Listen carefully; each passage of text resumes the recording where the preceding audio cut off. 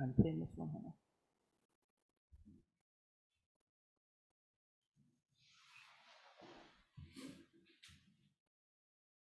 There we go. All right. Good morning, everyone. Welcome. We're so happy to have everyone online and also in the Zendo. This morning, we have the pleasure of having Zenku Sensei, Jerry Smyers. Let me just do a quick bio, and then I'll ask Kojo Sensei to have a few comments about Sensei Zenku, and then we'll do our opening Dharma verse. So don't let me forget to do that because I'm bad at that. So again, Sensei Zenku Smyers is a Soto Zen priest in the lineages of Soyo Matsuoka Roshi and Shohaku Akumura Roshi. Sensei began his training as a disciple of Kongo Roshi, abbot of the Zen Buddhist Temple of Chicago, and a Dharma heir of Matsuoka Roshi in 1976. Zenku trained in the Zen Buddhist Temple of Chicago and was ordained a Zen priest in 1982. Sensei was a priest in Chicago until 2005, assisting Kongo Roshi until his passing in 1999, and then providing temple leadership. In 2005, Sensei moved to Montana and established Mission Mountain Zen Group in Daytona, Montana. In 2010, Zenku became a disciple of Taiun Ellison Roshi, Hojo, abbot of the Atlanta Soto Zen Center, and Dharma heir of Matsuoka Roshi and Okumura Roshi from Uchiyama lineage. In 2012, Sensei Zenku received Dharma transmission from Taiun Roshi. Sensei Zenku is a member of the Silent Thunder Order lineage founded by Matsuoka Roshi and a member of the Soto Zen Buddhist Association. We're so excited to have Sensei Zenku Smyers, Jerry Smyers today, and I just want to ask Hojo Sensei if he'd like to have just a few comments for Sensei as well. Just briefly, I was taxing my memory, Zenku, to try to remember when we met in Chicago. You know, it's so long ago, I met so many people. I thought you might recall that a little better than I do, but I certainly remember visiting Chicago even when Kongo Roshi was still alive. He was your primary teacher there, my senior Dharma brother. And I had moved to Atlanta in 1970 when Matsuoka Roshi moved to Long Beach. So the history is kind of checkered there. I mean, there's a lot of going and coming back and forth, but Zenku is one of the old timers from my perspective who was there early on. And like me, he's a boy from Illinois, the boys from Illinois, as we call them, and has that, to my way of thinking, that Midwestern kind of sensibility and sort of no BS, no frills approach, which I think is very critical in the propagation of Zen today. We need the common sense, you know, of the. I remember when I left Chicago to come to Atlanta, the other disciples said, "Southern people don't do Zen." I said, "That's the point." So we're the Southern school down here. Zenku is the mountain school. So without further ado, without further ado, we'd like to welcome Sensei Zenku Jerry Smyers with a big gasho. And we look forward to hearing him talk about cultivating peace today. Welcome, Sensei. And before we get started, show me the bell for us to do the, you know how to do the ring the bells for us to do the opening Dharma verse? Not really. Okay. That's fine. We'll get started here shortly there. There you go, Sensei. Can you ring it? Pay attention, Lindsay, you can do this. Lindy, you can do this. Okay. All right, here we go. Go ahead, Sensei. Might want to elevate it and give it a good.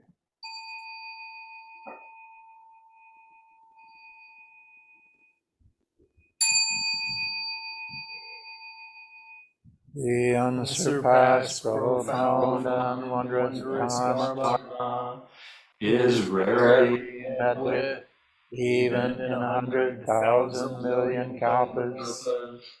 Now we can see and hear it, accept and maintain it. May we unfold the meaning of the Tathagata's truth. Two bells at a time.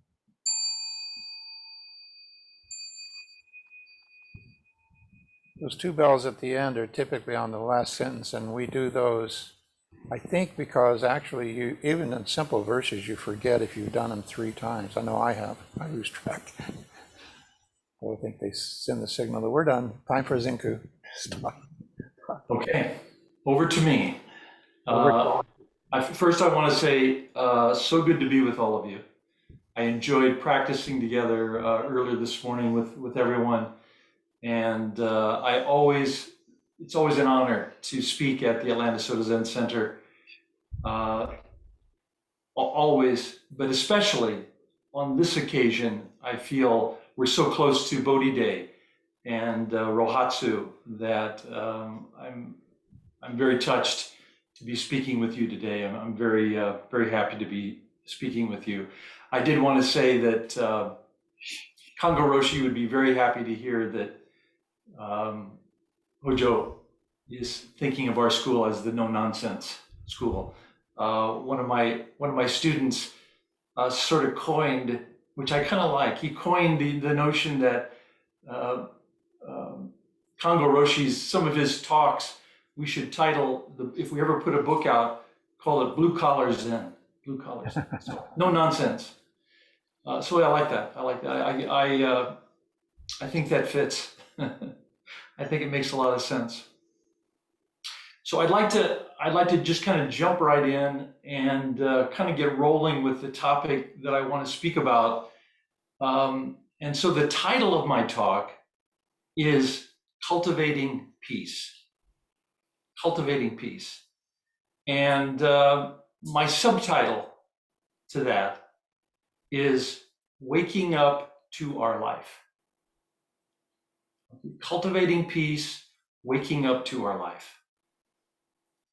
You know, with the anniversary of the Buddha's enlightenment at hand, I want to look at the widening personal and societal disharmony and imbalance that we see around us today. And I want to look more closely at Buddha's awakening and teaching to help us see more clearly, to help us come together more fully, and cultivate peace and wake up to our life.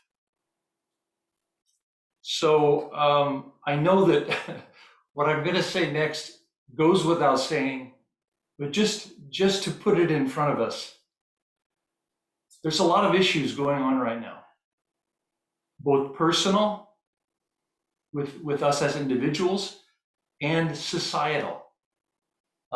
Imbalance that we see around us, and there's consequentially great suffering. And so, you know, where does societal angst come from? It comes from personal angst. And societal angst creates more emphatic individual angst in the community, especially with all of our social media. We share all of our angst, all of our worries, all of our problems with great speed and effectiveness and repetitiveness, that we are really at a point where Buddha's teaching could never be more relevant. So, but let me just go through our list just to tickle our memories. They don't need tickling, I know. Racial bias, racial prejudice, racial injustice, income inequality, income injustice, pandemic divisions.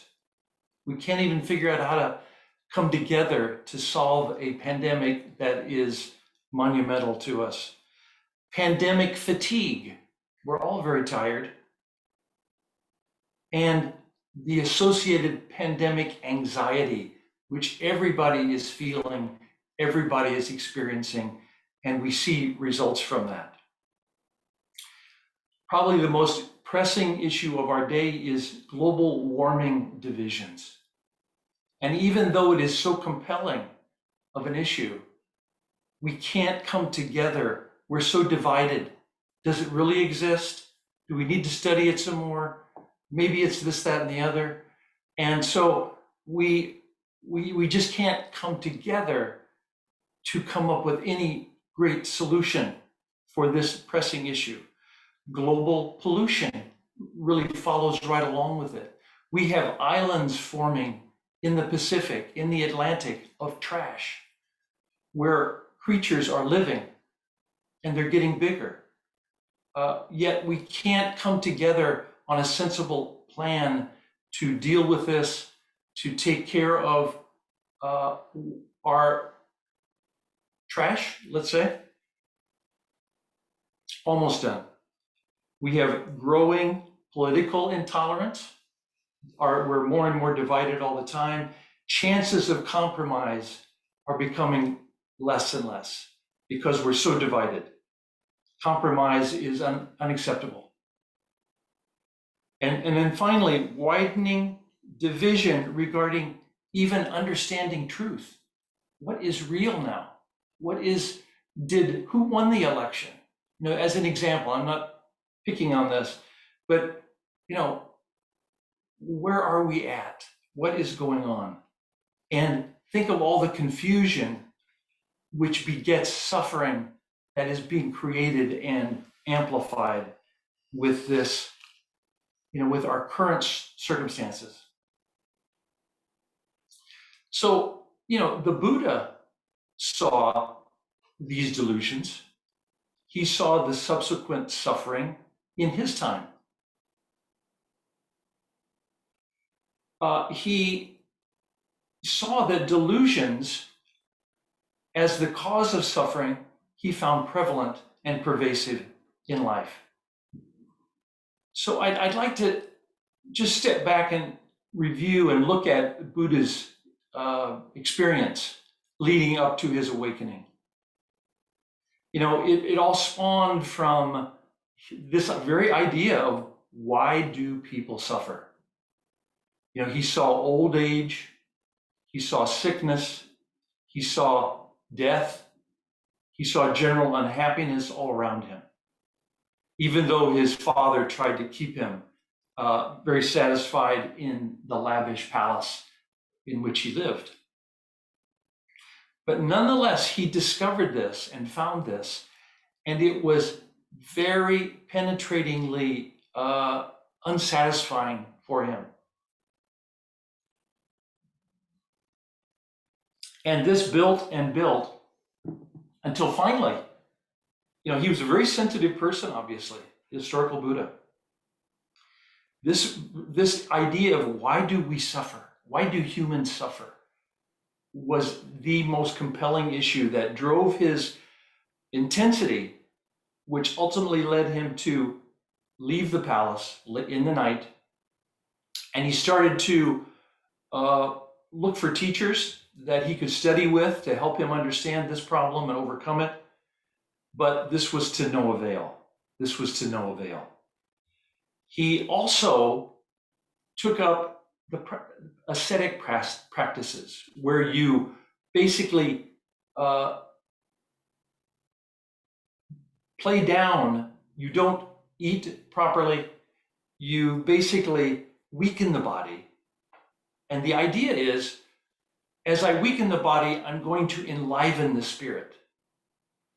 And so, but the Buddha found he only got weaker and weaker with this practice. So after 6 years, he finally abandoned ascetic practice. He founded and found the middle way between the extremes of luxury in the palace and ascetic practices, which were very popular at that time. And with this approach, finding the middle way, led him to his deep awakening under the Bodhi tree. So some 2,500 years ago, the Buddha sat down under the Bodhi tree on December 7th and vowed to not get up until he understood the truth about suffering, or die trying. So in looking, I'm going to take a moment here. In looking at some of our earliest material that we've received from the Buddhist canon, the Sutta Pitaka. This is one of the three Pitakas, three baskets that we have from Buddha's teachings. In the ASZC Sutra, the Buddha describes how he remembered a spontaneous state of jhana. Now, we'll talk about this in a few moments, but jhana was something that evidently he discovered when he was younger. And it was a state, I think we can think of it as a state of zazen. You know, this is cutting to the chase, no nonsense Zen approach. This is, I think, what we're talking about, but we'll talk more about it in a moment. But he remembered a spontaneous state of jhana, and this night on December 7th, he went about practicing jhana all in, with all of his energy. The sutra narrates how he destroyed the disturbances of the mind. This is how it's said. And attained concentration of the mind, which led to attaining three knowledges. Now let's take a break for a minute. These disturbances of the mind, I think this is very interesting. Disturbances of the mind comes from a word called Shankara. And Shankara is a word meaning formations, self-centered formations, or that which has been put together, constructed. And so you can see that the Buddha is said to have destroyed these formations. You know, this self-centeredness. Sound familiar? But I like the way this language really conveys this message from the very beginning of Buddha's teachings, because these are words that the Buddha spoke. And, you know, we hear about Mara, the demon Mara, tempted the Buddha through this night. And I think we can think of this as Mara, is Mara inside or outside? I think this was Buddha dealing with the final throes of his own self-centeredness that he finally threw off on this night. And then he attained concentration of the mind, it says. And this concentration of the mind is simply in the text, jhana. And it means dhyana, which is a meditation, training the mind, again, zazen. Now here's what the essence of this training is. To withdraw the mind from automatic responses to sense perception, leading to a state of perfect equanimity and awareness. So I think this is very useful and appropriate to withdraw the mind from automatic responses, you know, our knee-jerk responses to objects that arise in our zazen. What do we do with them? Are we chasing them? Are we doing automatic responses because of our habits from the past? Or are we just able to see things clearly the way they are? But this is how it is recorded. And then it says, and consequently, as he was making progress with his jhana practice and deepening, he attained three knowledges. Insight, number one was insight into our past lives. So he realized he had lived before, other incarnations. And he learned some of the reasoning why these incarnations occurred. Number two was insight into the workings of karma, you know, cause and effect. My intentions around my actions drive how I see other things coming to me. So cause and then subsequent effect coming back to me. And so workings of karma and reincarnation. So more and more he learned all things are incarnated. All things come into existence and then fade out of existence. And then finally, the third is insight into the Three Noble Truths. So very, very important. I think many of us are familiar with this, but I think it just, at this time of year, it bears repeating and re-enlivening our understanding of this. So after years of effort, the Buddha saw deeply into his true nature and realized awakening. We say he woke up from his dream of life. He wasn't living his life fully, he was dreaming his life, as I think is prevalent these days. When he saw the morning star on December 8th, the morning star arose, we can think it's early dusk and early dawn, and he is said to have thought and had realized at this point how amazing that all living beings have the basic nature of awakening. So all beings are innately Buddhas, yet they don't know it. So they endlessly drift on the ocean of great suffering, lifetime after lifetime. And so, to paraphrase, Buddha saw that from the beginning, all beings are complete. All beings are innately Buddha, but most of us do not experience this. We don't know this. So in short, we are the artists of our own delusion. We can be our own worst enemy. The enemy is being discovered. It is here. And we bring heaven and hell upon ourselves. As I take from a koan that speaks of such matters. So just to carry this forward just a little bit further, Buddha's insight around the Four Noble Truths is what enabled him to begin his ministry, his teachings with the Four Noble Truths. I don't think there's any more succinct characterization of our situation and Buddha's teaching than this. And I think almost everything else written after the Four Noble Truths sermon that he gave were commentaries on the Four Noble Truths. But the Four Noble Truths are, the Buddha said that life is suffering. There's a pervasive element in life that is suffering. And so number two is probably most informative of the Four Noble Truths. The cause of suffering is attachment, self-centered thirst, craving, desire, longing.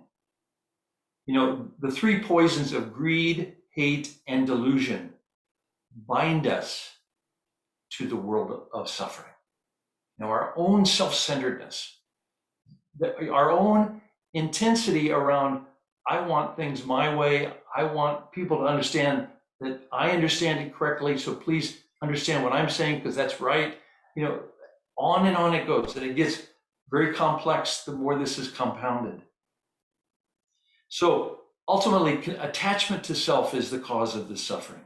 We are the artists of our own deception. Reality versus our self-centered opinions. So number three, the good news. Suffering can be overcome. This is the third noble truth. The fourth noble truth is actually laying out the roadmap for how do we overcome suffering. And it's the noble eightfold path. And so first of all, if we think about the noble eightfold path, we should think of it, first of all, we need to set our compass. We need to set our direction. And so this is through cultivating right view and right intention. What are our intentions? Is it just for self-glorification, or are we trying to understand more deeply this suffering and how do we help all beings? So then, how do we implement this, our intentions through right speech, through action, through right action, and through right livelihood. So this is how we propel ourselves in the direction that we have set for ourselves. And then finally, continuing to deepen our understanding of this voyage that we're on through the Eightfold Path, we need right effort, right mindfulness, and right concentration to help continue to move us in the direction we want to go and to deepen our understanding. So this teaching of the Buddha and what he began was revolutionary to the core. He set in motion the wheel of the Buddha's Dharma, the Buddha's teaching with the Four Noble Truths. So very important teaching indeed. And so what I'd like to do next is I'd like to go into, fairly briefly, a couple of his teachings that he gave after the Four Noble Truths. He spent most of his time in his early teaching going through what we call mindfulness teachings, where he was trying to help his students, the people who were trying to follow him, calm down, calm the mind, because people cannot understand deep wisdom if we're chasing and we're angry and we're upset. It's wasteful. So the Buddha understood this. So he had some techniques. He gave many talks on mindfulness training for his students. And so I want to start with this one. This is called the Five Hindrances. So if we want to embellish on the delusions of greed, hate, and delusion, this was expanded, and the Buddha taught the reason that we are suffering is that we are doing these five things in excess. And here they are. I think very important for us to put it in front of us and take a look at this. He said desire was number one. Sensory desire, wanting that seeks for happiness through the five senses. Our sight, sound, smell, taste, feelings. So it's really, you can think of it as materialism. T, can you drop this slide? It is materialism, pure and simple. We are trying to satisfy our lives through material goods. I'm going to buy things and this kind of thing. Number two is aversion. So this equates to anger, ill will, thoughts related to wanting to reject, feelings of hostility, resentment, hatred, bitterness. We can't understand why we're suffering, but we're bitter, we get angry, and we think we're justified because it's me, me, me. And so this is very important in why we suffer. Dullness is another one, which is somewhat interesting, but very important in that it's heaviness of body and dullness of mind, which drags us down into disabling inertia.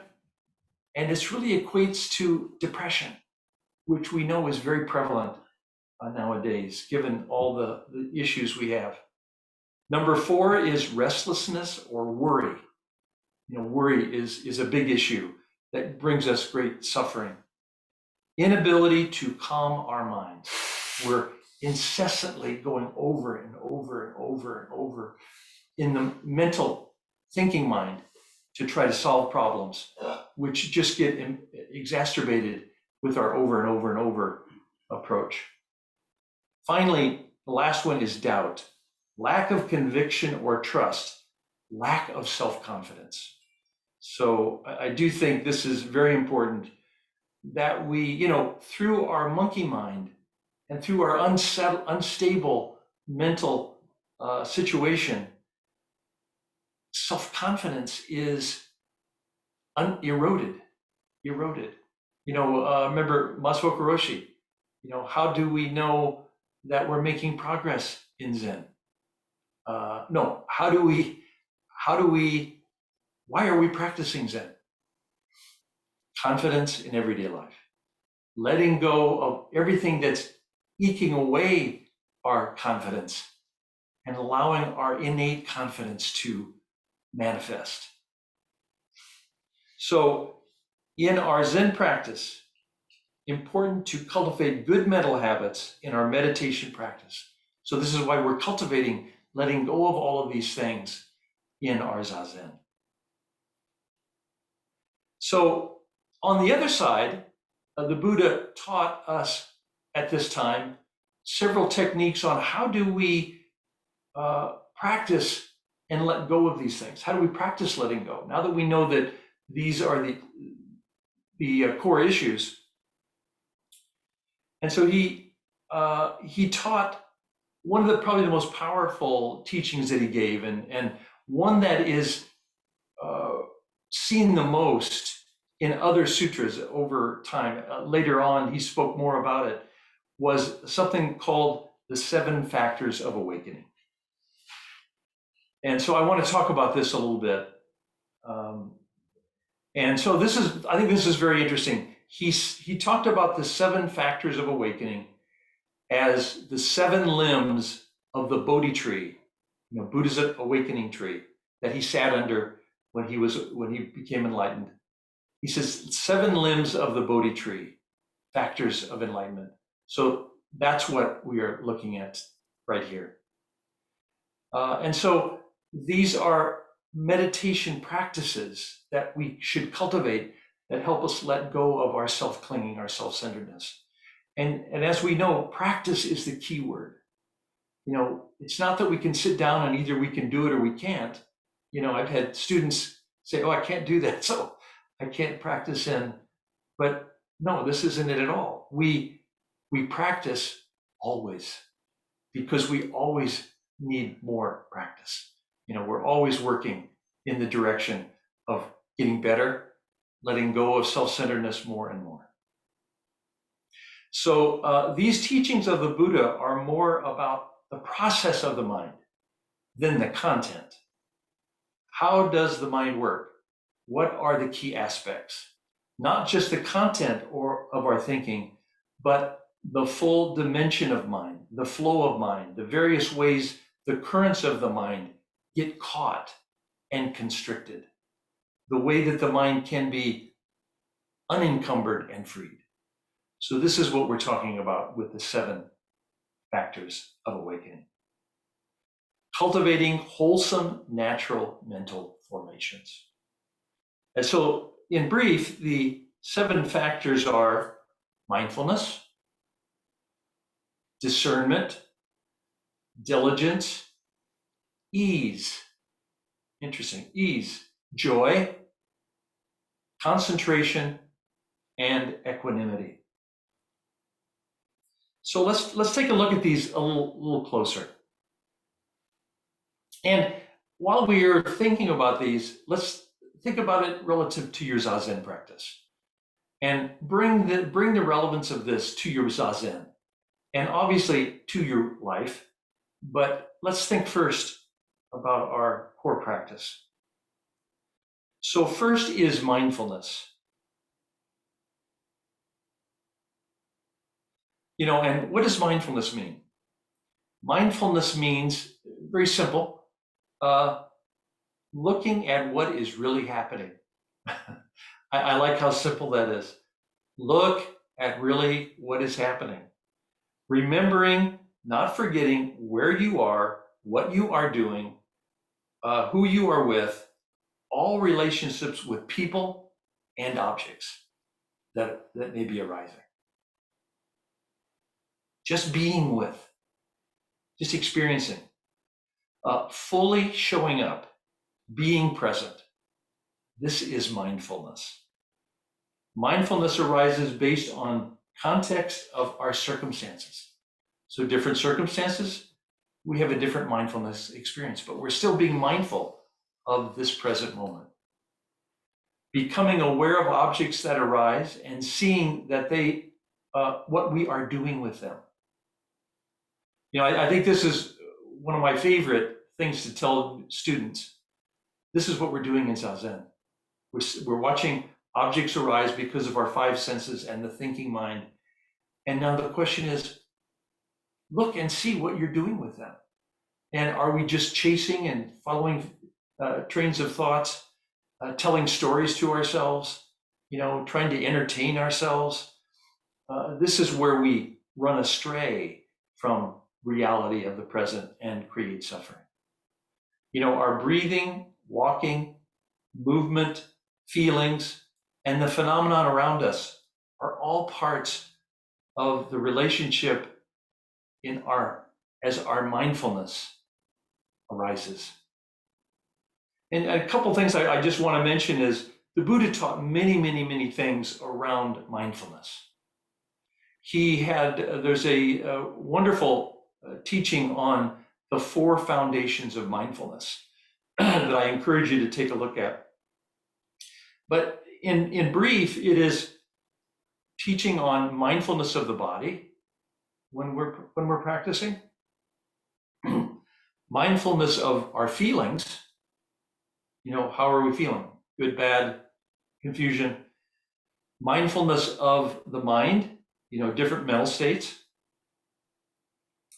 And finally, mindfulness of the objects that we're seeing arising. So mindfulness of objects of mind. So I won't go into it now, but you can see, I'm just trying to make the point that the Buddha really put a lot of energy into helping people look at themselves more clearly and understand themselves so they could then get about the work at hand.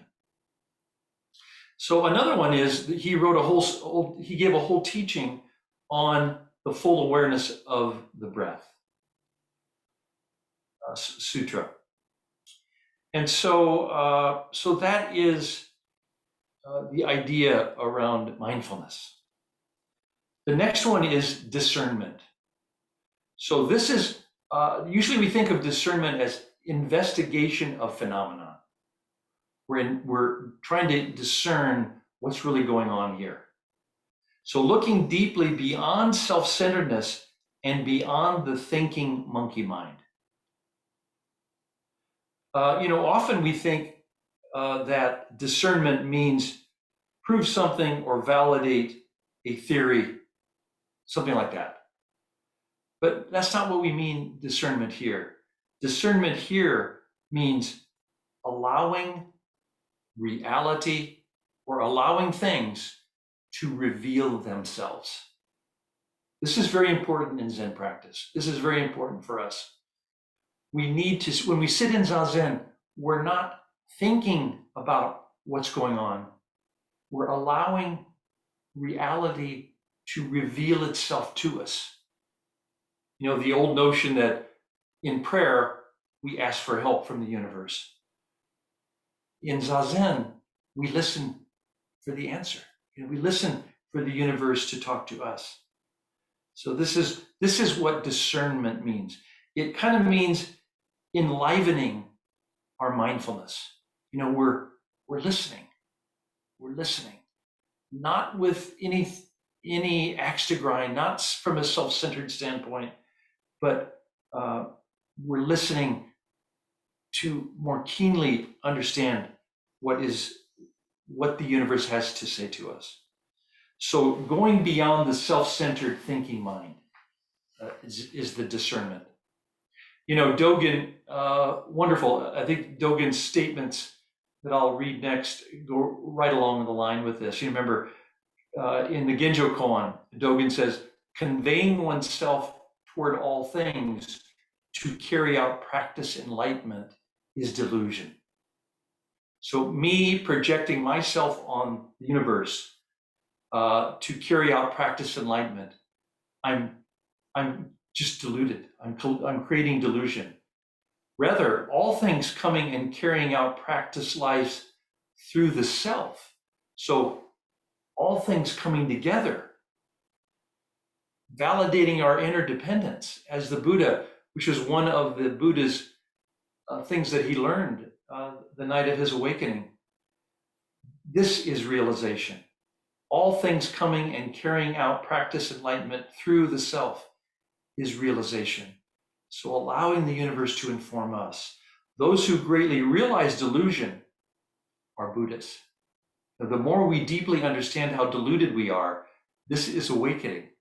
Those who are greatly deluded in realization, this is common problem we have. This is living beings. So that was number 2, discernment. Number 3, diligence. So this is vitality, this is enthusiasm, this is energy that we bring to our practice. And I think the more we practice, the more clarity we are able to get. It really enables our innate enthusiasm to come forth. It's not that we have to create it. We have to just get all the muddle out of the way so that it reveals itself more clearly. And I think also having faith in the Buddha's pronouncement that all beings are innately complete. And yes, he showed us the way, but he said that all beings are Buddhas. And he told all of his students before he died, you too will be Buddhas. And I think we can take that home with us. Next one, number 4, is ease. I really like this one because it's one you might not think that would be on the list. But when you think about it, when you work really hard at something, when you put everything into it and put your whole heart and soul into creating something, doing something, there is a certain ease that you feel. And you can maybe think of it as a certain satisfaction, not out of, oh, look at me, how great, not like that, but just that we've done what we can. It's time to rest so I can, that kind of thing. And that's the kind of ease that we're talking about. And I think it is innate. And we need to practice letting go of stress and excessive thinking, allowing energy to settle from the head, settle down into the tanden, when we sit in zazen, when we live our lives. Learning how to rest the mind in all activities. Being fully present and cultivate resting deeply. So this is ease. And the next one is kind of the cousin, it's joy. The more we are letting go of the turbulence, the confusion, our self-centered angst, our innate joy and enthusiasm is revealed. State of being, the joy that comes from touching things that are refreshing and beautiful within and without. We tend to focus on negative in our lives rather than on simple pleasures of positive things. So yes, I think this is very true. So letting go of self-centered negative and allowing our natural innate joy and enthusiasm come forth. Number 6 is samadhi. Samadhi is a word that we're pretty familiar with. Samadhi, sam, means bringing together. D means the energy of the mind. So bringing together our energy, bringing all of unifying body and mind and the energy of body and mind. This is where subject and object discussion can come in. We say objects arise in our meditation through our thinking mind and through our five senses. Maybe my leg hurts, or maybe, so that's an object that arises. Now, what do I do with it? Am I just able to see these objects clearly and be at peace with them, embrace them? Or am I spinning a story about how this is terrible, or, on and on and on, and creating a fantasy in our world? So when we say subject and object are one, this is what we're talking about. Making the subject just the object, nothing added, no construction, as the Buddha, as was said in the Buddha's early writings. No construction in the mind. With concentration, our mind becomes one-pointed and still and naturally stays focused on an object. Once mindfulness is developed, concentration becomes stronger. Now this is kind of interesting. The Buddha said, concentration does not imply wholesomeness. A robber needs concentration. It is the object of our concentration that makes it beneficial or not. The Buddha learned to shine his concentration light on his suffering and develop understanding, compassion, and liberation concerning its causes. Number 7, finally, equanimity, letting go of self-centeredness. This is like the coup de grace. This is the culmination in a way. And loving, appreciating everyone, everything equally. It's not picking and choosing. It's not having favorites. The Buddha even instructed and taught his students to practice equanimity in the face of harsh words. Practice not feeling annoyance, bitterness, dejection. And this one, Eve, I like this part very much. Practice not feeling elated when praised. Because he said, praise is not for you or us individually.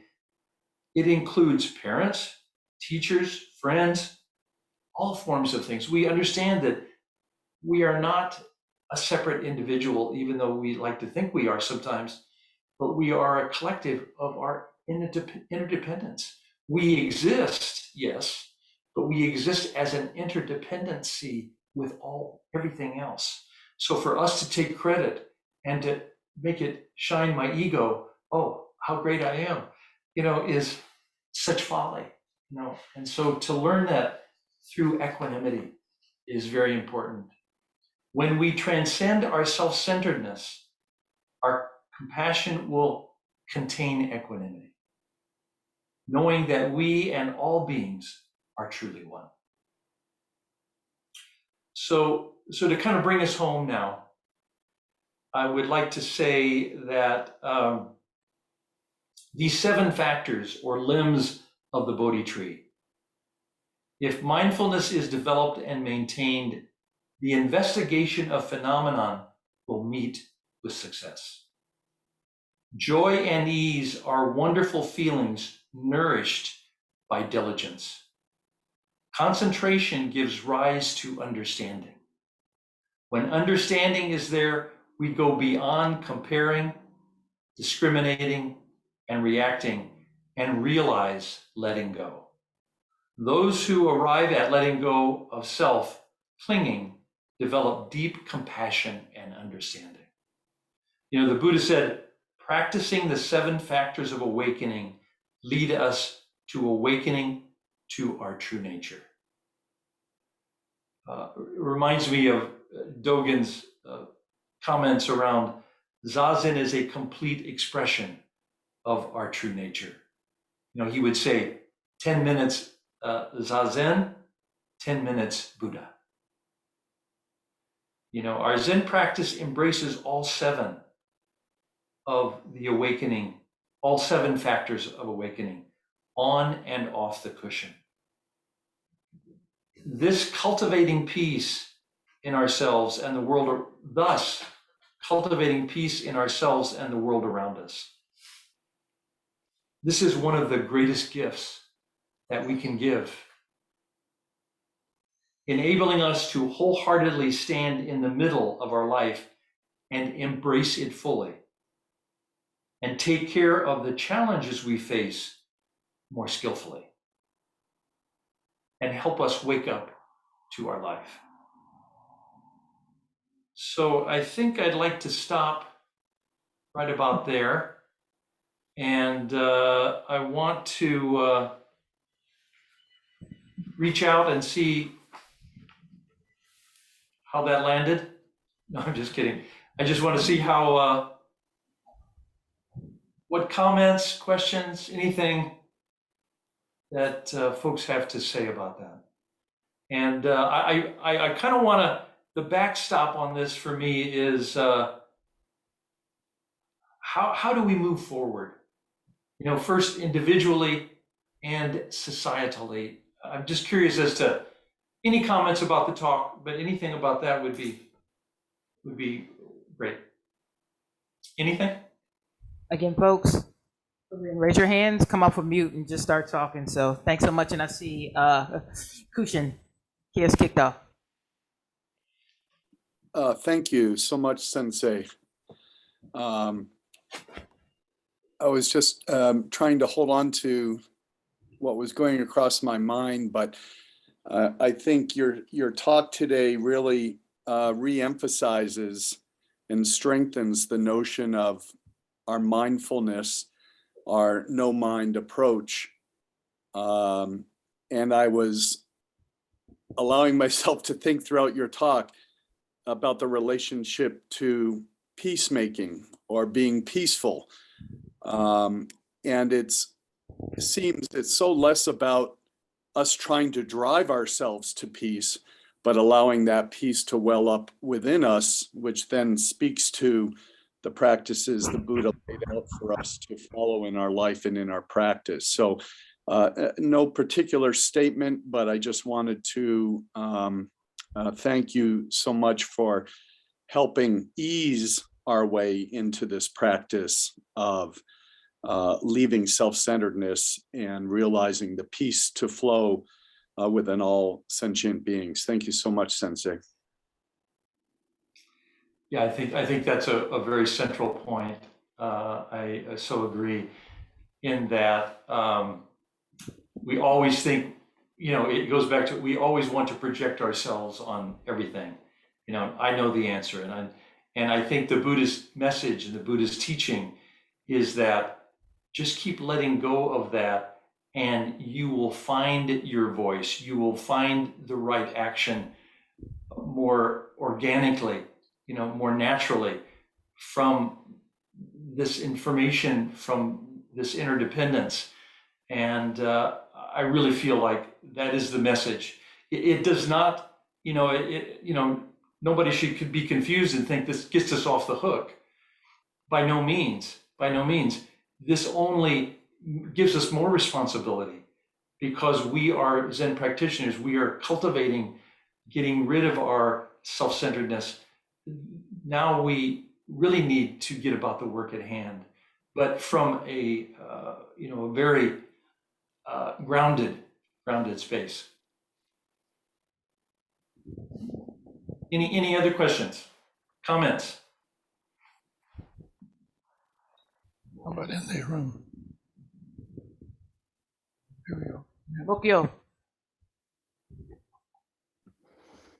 Thank you so much, Sensei. I want a copy of your notes. I couldn't write fast enough. Thank you so much. I mean, this was just a wonderful, wonderful talk. And I do have a question. I mean, I've read different things about the breathing, but is there one sutra from the Buddha about the breathing practice? He talked about it many times. Right. But there's one sutra, it's called the Anapanasati, but it's the full awareness of the breath sutra that you can find it. Thich Nhat Hanh does a wonderful job of translating it. He has a book that came out quite a few years ago now, but it's called The Full Awareness of the Breathing. that I think is a wonderful read and study. I would recommend that. But I do think that our Zazen practice is very true to the Buddha's teachings, and I think you'll see that and find that, even though it he's kind of building the blocks of how to be mindful, how to cultivate mindfulness. And now with our Zazen, we have a tried and true method that is past generations and centuries. But you'll see that how simpatico they are. You know, they really go well hand in hand. So I would recommend that book. I would recommend looking into that a little bit. But you'll find that I think what you're going to come back home with, though, is that Zazen practice, you know, watching what comes up and using the breath to stay present and continuing to deepen that is still the essence of what the Buddha taught. Well, I have been noticing, I mean, one of the things that I'm trying to employ is when I have like an emotional reaction to something that maybe somebody has said or done, to be able to just stay calm and ask questions so that I don't create, you know, this story in my mind of what I think is going on. And I just had an experience texting my son in Philadelphia and find out that I thought he was coming up for Christmas and they're thinking of staying there. And so I have all the Christmas presents here. And, you know, my first reaction was all about me. And I took a breath and realized that they're really busy. And so my text was, you know, just let me know if I can help. And that's such a relief to me because it is all about me most of the time. My first reaction. So thank you so much. Yes, you're welcome. No, I think these are lessons that we learned, that this is how this helped you with the angst you felt around that. And so this is our practice, and it's got the efficacy of it is revealing itself every day, you know, in our experiences. But yeah, I can relate very much to what you shared, your story, and I think that's the message. Put ourselves in other people's shoes, you know, and try to understand and realize it's not about you, you know. It's rarely really about you. You know what I mean? Any blowback you get, really, you know, we think it's about us. We may get offended, but again, this is our old self-centeredness rearing its head, and it's really not about that. It's about what's going on with that other person or what's going on with that other situation. So good to learn that, and this is part of, I think, maturing in our practice. Thank you.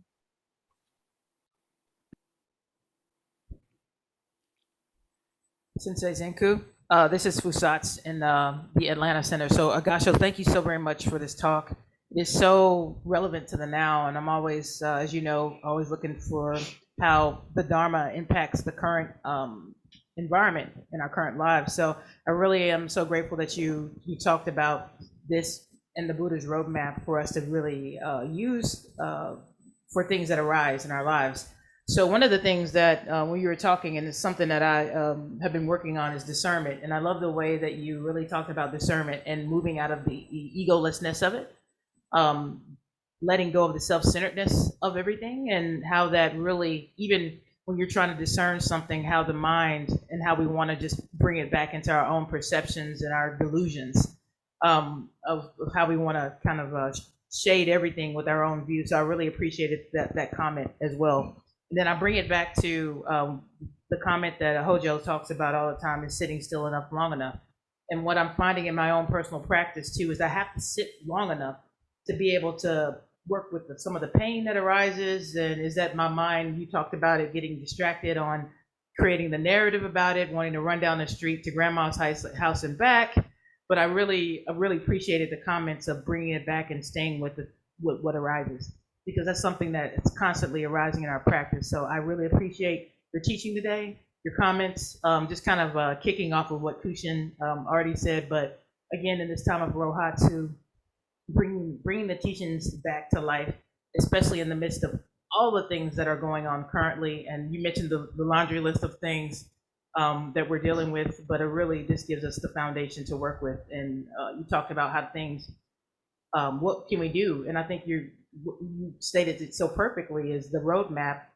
Buddha has given us the roadmap to work with the things that our tools and our resources that helps us discern what is needed in every moment. So thank you again, Sensei, for your teaching. Thank you, Visatz. Appreciate that very much. Yeah, it's I had an experience recently, and I've in my life I've had this happen a few times. The idea that this is in the work setting. Okay, here I am at work. I'm busy. I worked hard all day. I'm ready to go home, and I get an email in my inbox, and it's critical of something that I did or I didn't do it right, and lambasts me, and it's not fair because it's this, that, and the other. And so when I was a rookie at work, I would say, okay, let me take care of this before I go home. I'm going to polish this off. So I would send something back which was totally inappropriate, totally emotional, and on, and boom, send that out, and I'd head to the train to go home, And then on the way home on the train, I would realize, oh my goodness, what did I just do? What did I say? I could have been much more skillful.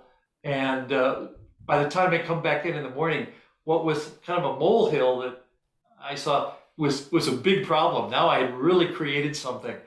And so I made a vow and pledged to myself that when that happened to me, when I get something late in the day and I'm a little bit tired, I'm going to let it just sit there. I'm going to think about it overnight.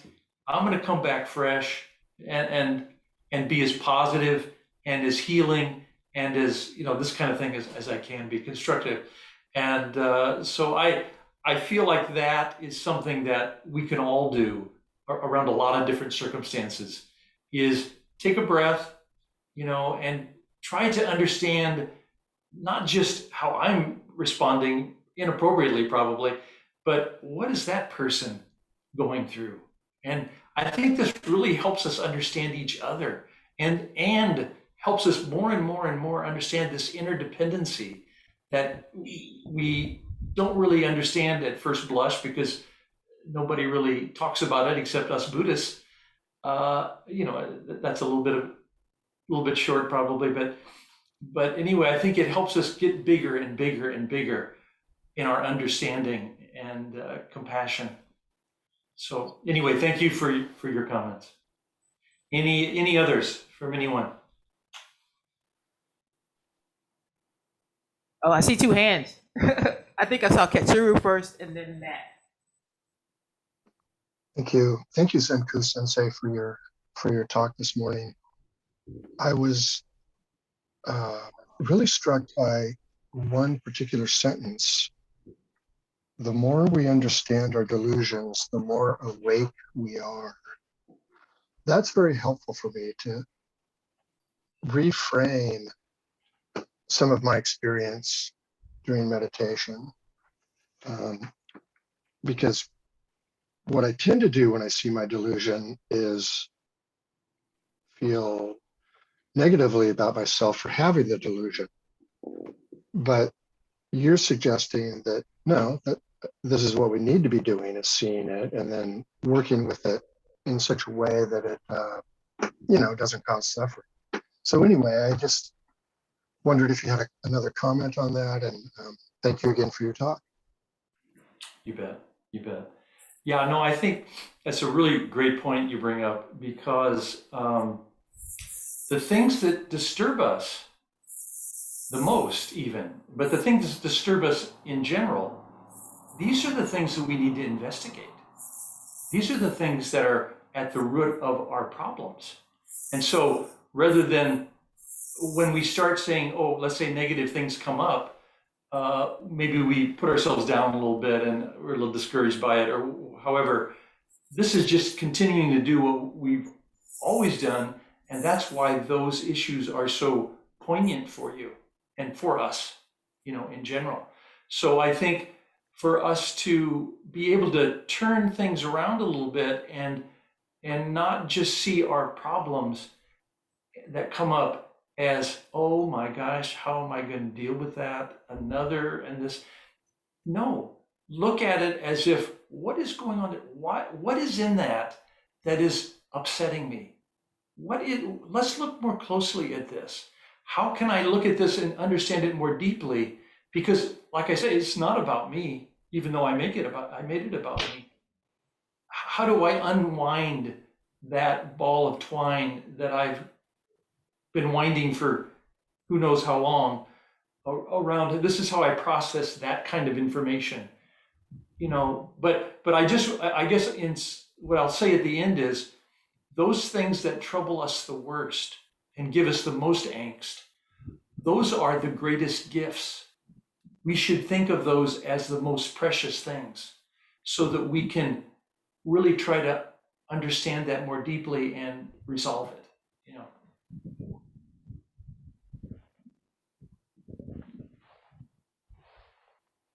Are you good, Catcher? You? Okay. So Matt? Thank you, Sensei. I had two sort of pragmatic thoughts, and the first, I think you just kind of covered. I was going to say one thing as I move through life. It's easy to be present and mindful when things are going well, but when it's hitting the fan, it's different. And since coming to this practice, when it hits the fan, it's almost fun to say, okay, here we go. Do this well, do this gracefully, do this correctly. And it gives you that ability to withdraw, from the mind, as you said. And also tangentially to that, for me, the how is always more important than the what. And even if through work you do something good for the world, or through your personal life, if you do it at the cost of stress or anxiety to your family or yourself or others, is that really a good thing in the end? And I always try and keep a bit of a removed observation on myself, at least, as to how I'm moving through things. Is this in the natural state, in a graceful way of doing things, or is this with the self-centered freak out at the forefront? And so how is so important. But I'm not a masochist. I don't seek out bad things, but now when they arise, I kind of get a funny excitement about them. And okay, here's my challenge. And it allows, I think, a recalibration of sorts. So they are good. Thank you. Yeah, no, thank you for those comments. And when you say I remove myself, I think I interpret that to mean that you are suspending some of your knee-jerk reactions that you might normally have, and trying to look at it more carefully and have a more thoughtful, skillful response. Yeah, no, that's very good. Thank you. Yeah, and Sensei, I just wanted to also we had a comment online that I wanted to share with you from Kai. She's like, oh boy, the holidays and being in the complexity of being human, looking at what is like in their shoes is priceless. So appreciating your comments from online, Sensei, I just wanted to give you some of that feedback as well. Great. So we appreciate folks from Facebook and online sending in comments, but again, thank you so much for that. Very good. Thank you. Thank you. Any other thoughts or comments? Anyone want to chime in?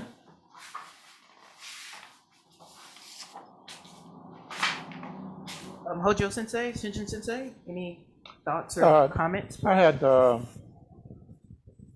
little deja vu when you were running down the litany of all the things that we're facing today in the social media and public news and so forth. I'm just finishing the final edit on the Razor Blade of Zen, which wanted to get in Friday. There's a soft deadline Friday, but going back through it, it's kind of I realized maybe it's I've been away from it long enough. It's kind of a goo ball in terms of language, so I'm doing a line edit again and trying to clean everything up so it's as readable as possible. And I was in a section, there's more than one in the introduction, but I was in a section where I was doing the same thing. I was trying to, describe our situation and make the point that Buddha's situation maybe was simpler, but it's the same situation basically. And so I had a little flash of deja vu there. And the thing I like about what you did here, and I'm going to push back on the self-centeredness a little bit. We are self-centered. My center is my spinal axis and spinal cord and so forth, and yours is yours. And so physiologically, physically, geographically, in every way, we're self-centered. But what you did by connecting Zazen to each of these teachings of Buddha's, I think, is the positive side of being self-centered. As Dogen said, what precept is not fulfilled in Zazen? So when you're sitting on the cushion, you can relate to these teachings in a very different way if you're able to do what you are saying or suggesting, is that see if you can find the evidence of this teaching in your direct experience, and particularly in Zazen. So that's a kind of self-centeredness that I think is built in, and it really works. So I think I'll close with just one idea. I try to, as you have done, I try to tie a lot of the vernacular into current memes and tropes and so forth that people are using. I think one of the more useful ones is what is now being called intersectionality. When you're talking about dualism, non-dualism, and so forth, you could say we live at the intersection of self and other. That's where we actually live. So, taking an idea like that can help see what you're getting at with the strife that we have, people at the office, people at home, how we get into these wrangles. If you come to live at that intersection of self and other, then all of that is accepted as natural. And that, of course, this is where the friction is going to be in this boundary, right? So anyway, you may have more to say about that, but I really appreciate the talk, and especially think when we go back as far as Buddha 2,500 years ago and read these teachings, it's all too easy to just sort of fall into them all up in the head, and what you're suggesting is, no, push that down to the gut and see if they have some resonance there, right? It's cool. Yeah. Good approach. Good. Thank you, Sensei. Thank you very much. I appreciate that. I agree. Self-centeredness, when I talk about self-centeredness, what I'm really referring to is our obsession with, self-centeredness. Yes, I think we have to realize that we are a human. We have individual concerns to be dealt with, but we also have a relationship with all things that we typically may take a second,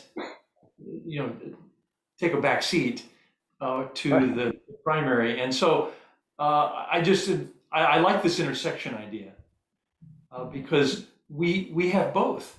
We are individuals, but we're part of a interdependency, a oneness of all things. And so to appreciate and balance both and integrate them, at the crossroad, that's a very good way to think of it. Part of the things you point out is people are sort of celebrating their self-centeredness. They are taking pride in it and making it a key point in the, divisiveness that we see going on. Well, Buddhism is very much against the grain, as it was from the beginning, the social, cultural grain. But that's why it's more needed now than ever, I think, as you said in the beginning. Very good. Shinjin Sensei? Uh, I'm sorry. No, Anything else? no. By the way, I just, while you guys are thinking of your next comment, I'm just kidding, but I put together a list of questions that, in case you guys weren't going to be very talkative, I was going to tell you, I'll give you a few questions. And of course, one is our favorite question is, what would Buddha do? And yeah, I've got a few others here, but they're a little more lengthy, and they're not as satisfying maybe as that one. I'll just leave it at that. Any other comments? Well, it was a pleasure to speak with you all today. I really enjoyed seeing you. Really good to see you all. And Thank you, Sensei. take care of Zenku, yourself. as always. Just before we go, as always, I have a, hold on, let me get on. So y'all won't see the everyone's voice talking. Here we go. Just a few comments on some things that are coming up. Again, we are in Rohatsu Sesshin sessions, so we do have several sitting opportunities, and Mokyo, I will end with you trying to just give me an update on Falmouth, because I can't hold those dates in my head just so folks know what's going on. But upcoming this week, we have Just Sit Saturday, again from 9 to 3:25. Next Sunday, Shinjin Sensei is going to help me kick off our community practice session, and we'll be talking about the paramitas. That's what we're going to be talking about second Sundays into the year of 22. So again, we're facilitating a discussion. Well, Shinjin's talked about that at our last retreat and conference, so he's going to reiterate some of that, but just help us kick that off. Also coming up, we're still in Rohatsu Sesshin. We're actually partnering with Sanshinji. That continued sit through this Tuesday coming up. So we'll be, again, please, information's on the website. We're sitting with them we're virtually, so just join in where you can. We also have Ryaku Fusatsu coming up on the 13th. Again, that's our monthly opportunity to do vow renewal. And then Sensei, Hojo Sensei is going to be leading our New Year's Eve program this year. It's a little bit different format. We're doing it a little bit earlier in the evening. A lot different. A lot different, yeah. So again, that allows us to come together as a Sangha earlier from 5 to 7, and then you can actually celebrate at home with your family the end of the New Year. So It'll be my first New Year's at home in about 20 years. yeah, so we want to celebrate that as awesome. So again, a lot of stuff, exciting speakers coming up for 2022. Please check out that information on the website. And then Mokwo, can you please just kind of share with what's coming up for Falmouth, if people would love to virtually sit with Sensei Sengak and Mokwo and the Falmouth Sangha? Sure. December 7th, we have the lead up to the Bodhi tree.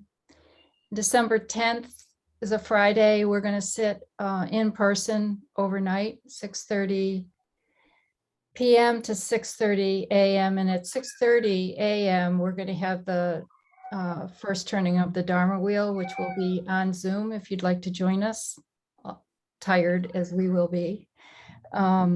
December 10th, December 14th, the first Sangha, December 21st, the Christmas Carol, and December 28th, vows and resolutions. So if you'd like to join us, we would be very happy to have you with us on Zoom. Gasho. Gasho. Again, a big shout out to Sensei Zenku. Thank you so much for really giving us the talk today and facilitating the discussion. And you have, oh yeah, there's a finger up. Is that for a comment? One thing here, yeah. No, I just wanted to mention on Wednesday night, we are doing a special Bodhi Day service here at our normal weekly Mission Mountain Zen service. And then this Saturday, we're having a Zazen Kai from just midday from 10 to 5 Mountain Time. But just look at our, you can reach out to me if you want details or would like to join us. Gasho. So again, as always, like Sensei Zenku said, it is in the actual practice that things actually unfold and arise. So please participate where you can in all of these wonderful practice opportunities. And again, I have to say my spiel, these opportunities, our teachers, our ability to be able to sustain our sanghas, we couldn't do it without you. So we're so grateful for those that are actually contributing to us. If you'd like to contribute to Mission Mountain, again, in gratitude for Sensei, go to his website as well for his talk today. We accept Donna in the form of actual volunteerism, as well as your support financially. But again, we could not do what we do or sustain without you. So God show to everyone.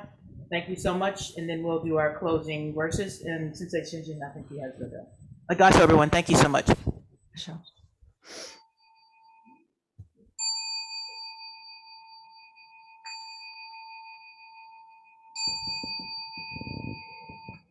Beings are numberless, I vow to free them. Illusions are inexhaustible, I vow to end them. Dharma gates are boundless, I vow to enter them. The Buddha way is unsurpassable, I vow to realize it. Beings are numberless, I vow to free them. Illusions are inexhaustible, I vow to win them.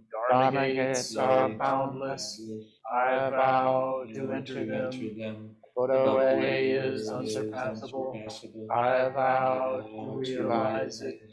Beings are numberless, I vow to free them. Illusions are inexhaustible, I vow to end them. Dharma gates are boundless, I vow to enter them. The Buddha way is unsurpassable, I vow to realize it. God Take show care, everyone. everyone. Have a great weekend. Thanks, Sensei Zenku. Be safe. Dasho. Thank you, everyone. Good to see everyone.